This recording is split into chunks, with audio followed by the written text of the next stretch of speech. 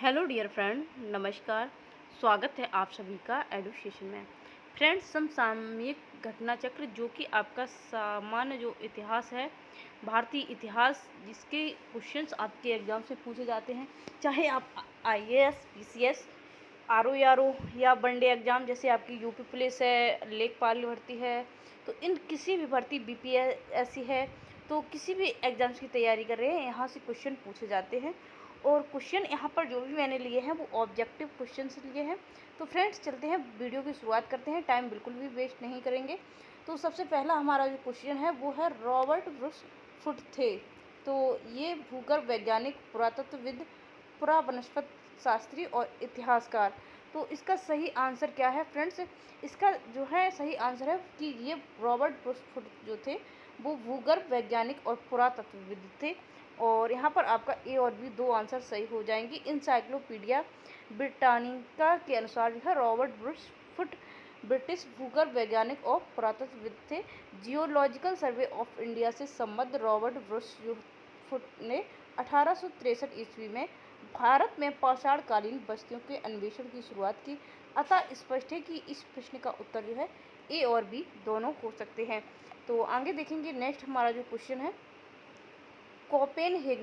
Copenhagen संग्रहालय की सामग्री से पाषाण, कांस्य और लौह युग का त्रियुगीन विभाजन किया गया था। तो यहाँ पर आपका सही आंसर है ए नंबर, जो है थॉमसन ने किया था। कोपेनहेगन संग्रहालय की सामग्री से पाषाण, कांस्य, लौह युग के त्रियुगीय विभाजन जो है ये आपका थॉमसन ने किया था। ए नंबर ऑप्शन जो है वो यहाँ पर आपका बिल्कुल राइट है। आगे हम लोग देखेंगे नेक्स्ट क्वेश्चन को। नेक्स्ट क्वेश्चन जो है, उत्खनित प्रमाणों के अनुसार पशुपालन का प्रारंभ हुआ था। तो निचले पूर्व पाषाण काल में, मध्य पूर्व पाषाण काल में, ऊपरी एवं पाषाण काल में और मध्य पाषाण काल में। तो यहाँ पर जो आपका राइट आंसर है ये इसका आंसर आपका डी नंबर, जो मध्य पाषाण काल है, तो यहाँ पर पशुपालन का प्रारंभ हुआ था और मध्य पाषाण काल का अंतिम चरण में पशुपालन के साक्ष्य प्राप्त होने लगते हैं। ऐसे पशुपालन के साक्ष्य जो है भारत में आजमगढ़, नर्मदापुरम मध्य प्रदेश तथा बागोर जो कि आपका भीलवाड़ा राजस्थान है वहाँ पर मिलते हैं। आगे हमारा नेक्स्ट क्वेश्चन है, मध्य पाषाणिक प्रसंग में पशुपालन के प्रमाण जहाँ मिले हैं वह स्थान कहाँ पर है? तो लंगनाज, बीरथानपुर, आदमगढ़ और चौपनी मांडू। तो ये जो है मध्य पाषाणिक प्रसंग में जो पशुपालन के प्रमाण मिले हैं तो ये आपके कहाँ पर मिले हैं? आदमगढ़ में मिले हैं। सी नंबर ऑप्शन आपका राइट है। और नेक्स्ट आगे है, निम्नलिखित में से किस स्थान से हड्डी के उपकरण प्राप्त हुए? तो हड्डी के उपकरण जो है वो कहाँ से प्राप्त हुए हैं? चौपनी मांडो से, ककोरिया से, महदेहा से, सराय नाहर राय से। तो ये जो है आपका सही आंसर है सी और डी। सी और डी जो आपका सही आंसर है, महदेहा और सराय नाहर राय से जो है आपके हड्डी के उपकरण जो है वो प्राप्त हुए थे। तो यहाँ पर आपका सी और डी ऑप्शन जो है वो सही हो जाएगा। मध्य पाषाणकालीन महदेहा उत्तर प्रदेश के प्रतापगढ़ जिले में स्थित है। से बड़ी मात्रा में हड्डी एवं सींग निर्मित उपकरण प्राप्त हुए हैं। जी आर शर्मा महदेहा में 3 क्षेत्रों का उल्लेख करते हैं, जो झील क्षेत्र, बूचड़खाना संकुल क्षेत्र और कब्रिस्तान निवास क्षेत्र में बटा था। बूचड़खाना संकुल क्षेत्र से ही हड्डी एवं सींग के निर्मित उपकरण एवं आभूषण जो है वो बड़े पैमाने पर पाए गए हैं। सराय नाहर राय से भी अल्प मात्रा में हड्डी के उपकरण मिले हैं। तो यहाँ पर सी और डी ऑप्शन जो है वो आपका राइट है। नेक्स्ट, हड्डी से निर्मित आभूषण भारत में मध्य पाषाण काल के संदर्भ में प्राप्त हुए। तो कहाँ से प्राप्त हुए? सराय नाहर राय से, महदेहा से, लेखनिया से, चोपड़ी मांडो से। तो ये जो है आपका सही आंसर क्या है फ्रेंड्स? ए और बी। ए और बी जो है ये आपका सही आंसर है। इसके उपयुक्त वाले क्वेश्चन में भी आप लोग देख सकते हैं, जो हड्डी से निर्मित आभूषण है वो सराय नाहर राय से और महदेहा से प्राप्त हुए हैं। नेक्स्ट, निम्नलिखित मध्य पाषाणिक स्थलों के भौगोलिक दृश्य पश्चिम से पूर्व के क्रम में व्यवस्थित करें। तो यहाँ पर ऑप्शंस दिए गए हैं आपके पैसरा, लेखनिया, वीरभानपुर और महदेहा। तो इनको मध्य पाषाणिक जो है स्थल हैं और इनको भौगोलिक दृष्टि पश्चिम से पूर्व के क्रम में हमको क्या करना है? व्यवस्थित करना है। ऑप्शंस आपको यहाँ पर कोड दिए गए हैं 4 2 3 और 1, 1 4 3 2, 4 2 1 3 और 2 4 1 3। तो यहाँ पर आपका राइट आंसर क्या हो जाएगा फ्रेंड्स, सी नंबर ऑप्शन जो है वो आपका राइट हो जाएगा। यानी कि पहले आपका महदहा आएगा और उसके बाद जो है आपका जो 2 नंबर पर है लेखनिया, महदहा लेखनिया, लेखनिया के बाद जो है आपका आएगा पैसरा और उसके बाद जो है आपका वीरभान। यानी कि इस प्रकार से जो है आप पश्चिम से पूर्व की ओर जाएंगे तो ये आपको भौगोलिक स्थल जो है वो देखने को मिलेंगे। आगे हमारा नेक्स्ट ROARO का ये क्वेश्चन था 2021 का। और अब हमारा जो नेक्स्ट क्वेश्चन है, एक ही कब्र में 3 मानव कंकाल। तो एक ही कब्र में 3 मानव कंकाल जो है, ये क्वेश्चन बहुत ज़्यादा एग्जाम्स में पूछा जाता है, सराय नाहर से, दमदमा से और महदहा से, लंगनाज से। तो ये कहाँ से मिले थे, इसका ऑप्शन आपका बी नंबर सही होगा, जो है दमदमा। दमदमा से एक ही कब्र में कितने 3 कंकाल जो है वो मिले थे। और यहाँ पर देख सकते हैं उत्तर प्रदेश के प्रतापगढ़ जिले में स्थित सराय नाहर राय, महदहा तथा दमदमा का उत्खनन हुआ। दमदमा में लगातार 5 वर्षों तक किए गए उत्खनन के फलस्वरूप पश्चिमी तथा मध्यवर्ती क्षेत्रों में कुल मिलाकर 41 मानव स्वाधान जो है वो ज्ञात हुए हैं। इन स्वाधानों में से 5 स्वाधान जो है युग्म समाधान और एक स्वाधान जो है वो 3 मानव कंकाल एक साथ मिले हैं। 5 ऐसे थे जिसमें 2-2 यानी कि युग्म में थे और एक में 3 थे। तो इस प्रकार से टोटल जो है वो 41 मानव स्वाधान जो है वो मिले हैं। शेष स्वाधानों में एक एक मानव कंकाल थे। तो ये आपका कहाँ पर जो है दमदमा, इसका जो है सही हो जाएगा। नेक्स्ट है खाद्यान्नों की कृषि जो है सर्वप्रथम प्रारंभ हुई थी। खाद्यान्नों की कृषि सर्वप्रथम प्रारंभ हुई नवपाषाण काल में, मध्यपाषाण काल में, पुरापाषाण काल में, प्रोटो ऐतिहासिक काल में। तो इसका सही आंसर हो जाएगा ए नंबर, नवपाषाण काल में। खाद्यान्नों का उत्पादन सर्वप्रथम नवपाषाण काल में हुआ। यही वह समय है जब मनुष्य कृषि कर्म से परिचित हुआ था। तो इसी टाइम में जो है मनुष्य ने कृषि कार्य है करना प्रारंभ किया। नेक्स्ट है भारत में मानव का सर्वप्रथम साक्ष्य कहाँ मिला है। भारत में मानव का सर्वप्रथम साक्ष्य कहाँ से मिला है, नीलगिरी पहाड़ियों से, शिवालिक पहाड़ियों से, नलमाला पहाड़ियों से, नर्मदा पहाड़ियों से। ऑप्शन जो है वो आपका सही हो जाएगा डी नंबर। जो भारत में मानव का सर्वप्रथम साक्ष्य है वो कहाँ से मिला है, तो नर्मदा घाटी से मिला है। यहाँ पर आपका ऑप्शन जो है वो डी नंबर सही हो जाएगा। तो इसकी व्याख्या देख लेते हैं। भारत में मानव का सर्वप्रथम साक्ष्य नर्मदा घाटी में अवस्थित हथनौरा, सिरोह, मध्य प्रदेश। यहाँ पर स्थान भी आपको याद रखना है। जो PCS वगैरह का एग्जाम देने हैं, IAS ROARO, तो उनको स्थान भी याद रखना है। और वनडे एग्जाम्स के लिए सिर्फ आपको नर्मदा घाटी याद रखना है। नामक पुरा स्थल से प्राप्त हुआ है। इसकी खोज पुरातत्वविद अरुण सोनकिया द्वारा वर्ष 1982 में की गई थी। आगे देखेंगे, प्रथम मानव जीवाश्म भारत की किस नदी घाटी से प्राप्त हुआ। तो मानव जीवाश्म की बात की जा रही है गंगा नदी, यमुना नदी, नर्मदा नदी, ताप्ती नदी, उपरोक्त में से कोई नहीं या एक से अधिक। तो यहाँ पर आपका राइट आंसर हो जाएगा सी नंबर, नर्मदा घाटी से मानव का जो है प्रथम जीवाश्म जो है वो प्राप्त हुआ था। सी नंबर ऑप्शन जो है वो आपका क्या हो जाएगा सही, और व्याख्या आप जो है देख ही चुके हैं। नेक्स्ट है मानव द्वारा सर्वप्रथम प्रयुक्त अनाज। मानव ने सर्वप्रथम जो है कौन से अनाज का प्रयोग किया, गेहूँ है, चावल है, जौ है, बाजरा है। राइट आंसर फ्रेंड्स आपका हो जाएगा जौ। जो मानव है उसने सर्वप्रथम किसका प्रयोग किया है, तो जौ का प्रयोग किया है। व्याख्या देख लेते हैं। आधुनिक मानव समाज द्वारा मुख्य रूप से 8 खाद्य अनाजों का उपयोग किया गया, जो जौ, गेहूं, चावल, मक्का, बाजरा, सोरगम, राई, जई अनाजों के पौधे जो हैं विभिन्न क्षेत्रों जंगली घास के रूप में विद्यमान थे, जिन्हें बीजों के रूप में अलग अलग क्षेत्र में अलग अलग समय पर मानव ने उगाया। वैश्विक दृष्टि से देखा जाए तो सर्वप्रथम जौ जो है 8000 ईस्वी पूर्व के आसपास भूमध्य सागर और ईरान के मध्य स्थित पश्चिम एशिया के देश में मानव द्वारा उगाया गया, और बाद में लगभग इन्हीं क्षेत्रों में 8000 ईस्वी पूर्व के आसपास ही गेहूं भी उगाया जाने लगा। तो इस प्रकार से आपका जो आंसर है यहाँ पर जौ, सी नंबर ऑप्शन जो है वो आपका राइट हो जाएगा। नेक्स्ट है भारतीय उपमहाद्वीप में कृषि के प्राचीनतम साक्ष्य प्राप्त हुए हैं। तो कृषि के प्राचीनतम साक्ष्य कहाँ से प्राप्त हुए हैं, ये आपको आंसर में बताना है।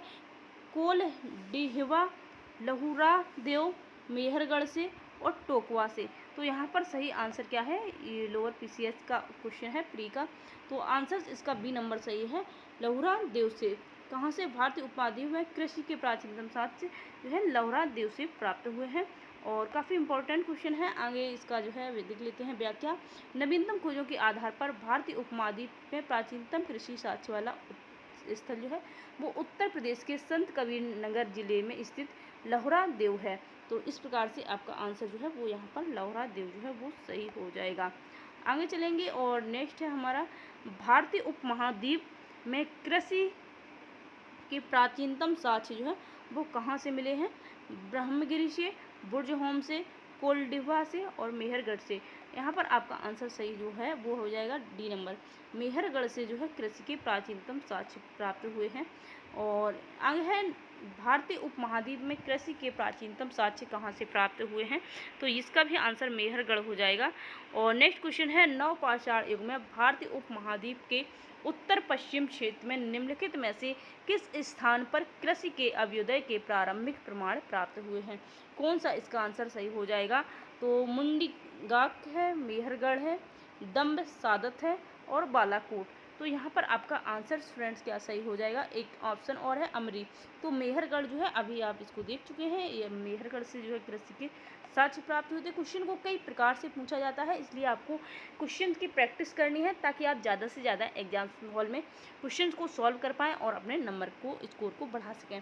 भारत में पशुपालन एवं कृषि के प्राचीनतम साक्ष्य प्राप्त हुए हैं अंजरा से, दम्ब सदात से, किले गुल मोहम्मद से, मेहरगढ़ से।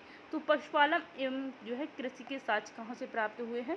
इसका ऑप्शन सही है डी, मेहरगढ़ से। डी नंबर आंसर जो है वो आपका सही हो जाएगा। तो ये बीपीएससी के लिए भी इम्पोर्टेंट है। और आगे है, उत्तर प्रदेश की सांस्कृतिक विरासत के संदर्भ में निम्नलिखित कथनों में से कौन से कथन जो है वो सही हैं?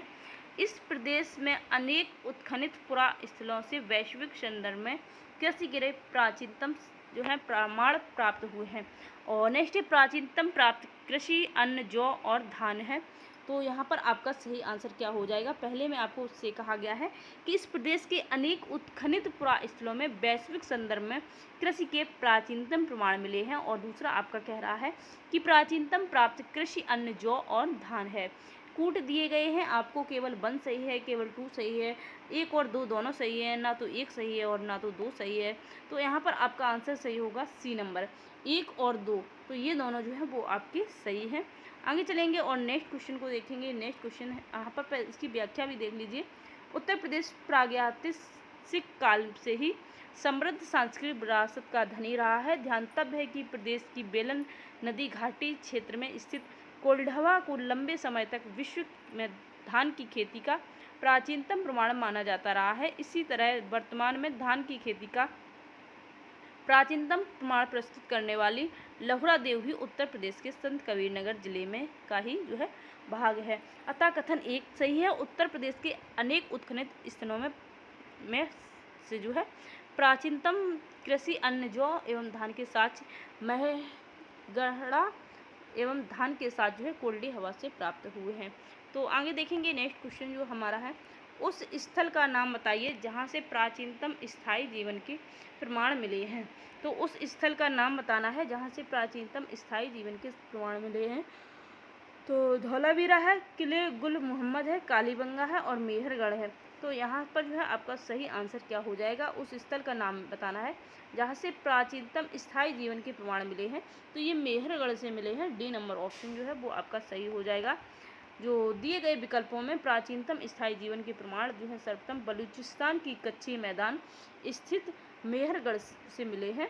तो यहाँ पर आपका आंसर जो है वो डी नंबर सही हो जाएगा। आगे नेक्स्ट है, निम्नलिखित में से किस जो है स्थानों से मध्य पाषाण काल में पशुपालन के प्रमाण मिले हैं? तो अब पशुपालन के प्रमाण बताना है। तो आपके ये मिले हैं बागोर से। और इसके संबंध में व्याख्या क्या है? तो व्याख्या भी एक बार देख लेते हैं। मध्य पाषाण काल में जो है पशुपालन के साक्ष्य प्राप्त होने लगते हैं। पशुपालन के प्रारंभिक साक्ष्य मध्य प्रदेश में नर्मदापुरम के निकट आदमगढ़ प्रास्थल और राजस्थान के भीलवाड़ा जिले स्थित बागोर से मिले हैं, यानी कि जो आपका बागोर है तो कहाँ पे पड़ता है, ये आपका राजस्थान के भीलवाड़ा जिले में पड़ता है। तो आगे नेक्स्ट हम लोग देखेंगे क्वेश्चन जिसमें आपसे पूछा गया है, निम्नलिखित में से किसको चालकोलिथिक युग भी कहा जाता है। तो इसका सही आंसर है सी नंबर, जो ताम्र पाषाण युग है उसे चालकोलिथिक युग भी कहा जाता है। इसकी व्याख्या क्या रहेगी, तो ताम्र पाषाण युग जो है चालकोलिथिक यानी कि कैल्कोलिथिक, यहाँ पर आपको कैल्कोलिथिक भी मिल सकता है, तो इसे युग कहा जाता है। और आगे हमारा जो नेक्स्ट क्वेश्चन रहेगा वो है आहड़ सभ्यता युग के बारे में निम्नलिखित कथनों पर विचार कीजिए। तो आहड़ जो है वो तांबा गलाना चाहते थे, ये लोग चावल से परिचित नहीं थे। धातु का काम आहड़ वासियों की अर्थव्यवस्था का एक साधन था। यहाँ से काले लाल रंग के मृतभांड मिले हैं जिन पर सामान्यतः सफ़ेद रंग की ज्यामितीय आकृतियाँ उकेरी गई हैं। तो यहाँ पर सही आंसर क्या होगा, 1 2 3 4, यानी कि ए नंबर सही है। तो 1 3 4, 1 3 4 का मतलब है कि यहाँ पर 1 सही है, आहड़वासी जो है तांबा को गलाना चाहते थे। 3 का मतलब है धातु का काम आहड़ वासियों की अर्थव्यवस्था का एक साधन था। और 4 है जो यहाँ है यहाँ से काले लाल रंग के मृतभांड मिले हैं जिन पर सामान्यतः जो है गहरी रंग की ज्यामितियाँ थी। तो यही आंसर जो है वो इसका सही हो जाएगा। नेक्स्ट है, निम्न में से किस एक पुरा स्थल से पाषाण संस्कृति से लेकर जो है हड़प्पा सभ्यता के सांस्कृतिक अवशेष प्राप्त हुए हैं। तो इसका आंसर है आमरी, मेहरगढ़, कोटदीजी और कालीबंगा। तो यहाँ पर आपका सही आंसर फ्रेंड्स क्या हो जाएगा, तो यहाँ पर सही आंसर है मेहरगढ़ जो है वो इसका सही आंसर हो जाएगा। बलूचिस्तान पाकिस्तान में स्थित पुरा स्थल मेहरगढ़ से पाषाण संस्कृति से लेकर हड़प्पा सभ्यता तक के सांस्कृतिक अवशेष प्राप्त हुए हैं। नेक्स्ट नवदा टोली का उत्खनन किसने किया था, ये आपको बताना है। तो यहाँ पर आपका आंसर जो है कौन सा सही हो जाएगा, तो फ्रेंड्स देख लेते हैं इसका आंसर और व्याख्या। आप देख सकते हैं कि C number option HD Sankalia जो है, इन्हें नवदा टोली का उत्खनन के लिए इनको जाना जाता है। तो ये सी नंबर ऑप्शन जो है वो आपका बिल्कुल हो जाएगा क्या, राइट। और नेक्स्ट है, नवदा टोली जो है किस राज्य में स्थित है। तो जैसे कि यहाँ पर अभी आपने देख लिया है मध्य प्रदेश में है, तो डी नंबर ऑप्शन यहाँ से राइट हो जाएगा। यही व्याख्या करने से आपको फ़ायदा मिलती है कि व्याख्या से चीज़ें ज़्यादा स्पष्ट हो जाती हैं। तो डी नंबर ऑप्शन यहाँ पर आप जो है आराम से कर ले जाएंगे। और आगे है, बृहद पाषाण स्मारकों की पहचान की गई है। तो किससे की गई है ये आपको बताना है। सन्यासी गुफाओं के रूप में, मृतक को दफनाने के स्थान के रूप में, मंदिर के रूप में, उपयुक्त में से कोई नहीं। राइट आंसर जो है क्या रहने वाला है आपका, नवपाषाण युगीन जो है दक्षिण भारत में शवों को विभिन्न प्रकार की समाधियों में दफनाने की परंपरा विद्वान थी। इन समाधियों को जो विशाल पाषाण खंडों से निर्मित हैं बृहद पाषाण या मेगालिथ के नाम से जाना जाता है। इनके विभिन्न प्रकार जो है यहाँ पर दिए गए हैं। तो यहाँ पर आपका आंसर क्या हो जाएगा, यहाँ पर आंसर क्या हो जाएगा फ्रेंड्स, इन समाधियों को जो विशाल पाषाण खंडों में, यानी कि जो समाधियों से संबंधित बात कही गई है, तो आंसर जो है बी नंबर ऑप्शन, मृतक को दफनाने के स्थान के रूप में बात कही गई है। बी नंबर आंसर सही हो जाएगा। राग का टीला की बात की जाए तो ये जो है नवपाषाणिक स्थल जो है वो कहाँ पर है, ये आपको बताना है। तो संकन कल्लू जो है संबंधित है इससे, और इसकी व्याख्या देख लेते हैं क्या रहने वाली है। कर्नाटक के मैसूर के पास जो है बेल्लारी जनपद में स्थित संकन कल्लू नामक नवपाषाणकालीन पुरास्थल से राख के टीले प्राप्त हुए हैं। नेक्स्ट है, भीमबेटका किसके लिए प्रसिद्ध है। तो किसके लिए है, गुफाओं के शैलचित्र के लिए, खनिज के लिए, बौद्ध प्रतिमाओं के लिए, सोन नदी का उद्गम के लिए। तो राइट आंसर जो है ए नंबर ऑप्शन आपका सही है। गुफाओं के शैलचित्र के लिए आपका जो भीमबेटका है वो प्रसिद्ध है, और ये भीमबेटका आपका मध्य प्रदेश के रायसेन जिले के अब्दुल्लागंज में समीप स्थित है। कहाँ पर, आपका मध्य प्रदेश के। तो इस प्रकार से इसमें जो है 500 के लगभग चित्र पाए जाते हैं और 700 शिलान्यास जो है उनकी पहचान की जा चुकी है। तो काफ़ी इम्पोर्टेंट है, और इसमें जो है हाथी, सांवर, हिरन के चित्र जो है वो बनाए गए हैं। तो ये क्वेश्चन आपके लिए काफ़ी इम्पोर्टेंट है वनडे एग्जाम्स के लिए भी। नेक्स्ट आपका है, निम्न में से कौन सा स्थल प्रागैतिहासिक चित्रकला के लिए प्रसिद्ध है। तो चित्रकला की बात की गई है, तो यहाँ पर आप देख सकते हैं कि जो भीमबेटका है इसमें हाथी, हिरन, सांवर के जो है चित्र बनाए गए हैं। तो यही आपका मध्य प्रदेश में स्थित है। बी नंबर ऑप्शन जो है वो हो जाएगा राइट। भीमबेटका की गुफाएं कहाँ पर स्थित हैं, तो कहाँ पर स्थित है, अभी आपने इसकी व्याख्या देखी थी। भीमबेटका रायसेन जिले में अब्दुल्लागंज के समीप स्थित है। तो देखते हैं क्या इसमें ऑप्शंस दिए हैं। तो अब्दुल्लागंज रायसेन जो है यहाँ पर दिया गया है। आप सभी लोग देखिए, व्याख्या से जो है आपको आंसर्स आसानी से मिल जाते हैं। तो इस प्रकार से आगे देखेंगे, भारत के किस शिलाश्रय में सर्वाधिक चित्र प्राप्त हुए हैं। तो ये आपके भीमबेटका से ही प्राप्त हुए हैं। तो यहाँ पर कितने जो है 500 चित्र और 700 से ज़्यादा जो है शिलाश्रय की जो है उन्होंने वो पहचान की है। और यहाँ पर है 32 नंबर क्वेश्चन, निम्नलिखित में से किस भारतीय पुरातत्ववेत्ता ने पहली बार भीमबेटका को देखा था। और तो यहाँ पर जो आपका सही आंसर होगा V.S. वाकणकर जो है सी नंबर ऑप्शन आपका हो जाएगा राइट। आगे देखेंगे नेक्स्ट क्वेश्चन, और नेक्स्ट क्वेश्चन में आप देख पाएंगे कि भीमबेटका को किसने खोजा था। तो भीमबेटका को किसने खोजा था, विष्णुधर वाड़कर जो है सी नंबर ऑप्शन यहाँ पर सही हो जाएगा।